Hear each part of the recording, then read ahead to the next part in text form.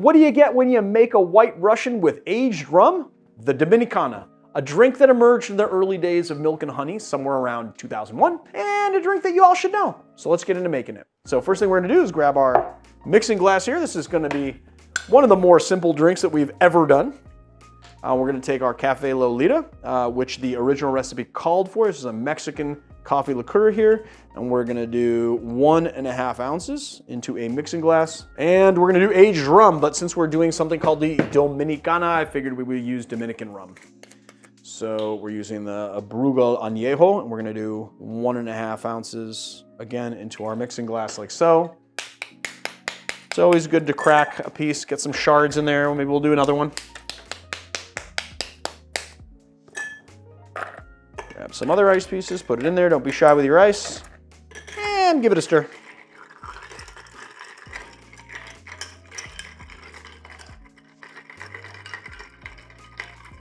Give it a nice stir for about 45 seconds. And grab a Cooper cocktail glass, and then we're just gonna strain it. We're gonna take some heavy cream. I like to actually put little 1/4 ounce of simple syrup in here just to give it a little sweetness. And we're gonna expand it with a coil inside here so that it expands really fast. The trick is to not over whip it. So it should stand as like a bead on your finger. And then we're gonna layer this on top of the cocktail like so.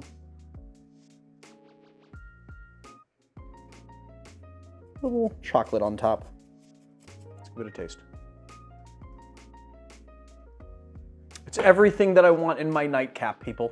Everything. You get the rum with coffee liqueur. The Cafe Lolita is slightly sweetened, so you don't need to add any simple syrup. It blends really well with the rum. The Brugal Añejo isn't super complex rum.